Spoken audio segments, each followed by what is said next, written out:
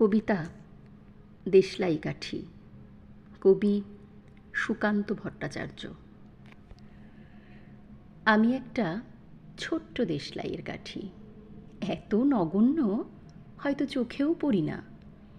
তবু যেনো মুখে আমার উসখুস করছে বারুদ, বুকে আমার জ্বলে উঠবার দুরন্ত উচ্ছ্বাস। আমি একটা দেশলাইয়ের কাঠি। মনে আছে সেদিন হুলস্থুল বেঁধেছিল, ঘরের কোণে জ্বলে উঠেছিল আগুন, আমাকে অবজ্ঞা ভরে না নিভিয়ে ছুঁড়ে ফেলায়। কত ঘরকে দিয়েছি পুড়িয়ে, কত প্রাসাদকে করেছি ধূলিসাৎ। আমি একাই ছোট্ট একটা দেশলাই কাঠি। এমনই বহু নগর, বহু রাজ্যকে দিতে পারি ছারখার করে, তবুও অবজ্ঞা করবে আমাদের। মনে নেই এই সেদিন আমরা সবাই জ্বলে উঠেছিলাম একই বাক্সে, চমকে উঠেছিলে। আমরা শুনেছিলাম তোমাদের বিবর্ণ মুখের আর্তনাদ।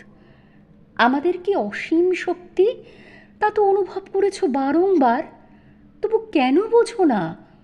আমরা বন্দি থাকবো না তোমাদের পকেটে পকেটে। আমরা বেরিয়ে পড়ব, আমরা ছড়িয়ে পড়ব শহরে গঞ্জে গ্রামে, দিগন্ত থেকে দিগন্তে। আমরা বারবার জ্বলি নিতান্ত অবহেলায়, তা তো তোমরা জানোই। কিন্তু তোমরা তো জানো না কবে আমরা জ্বলে উঠব সবাই শেষবারের মতো।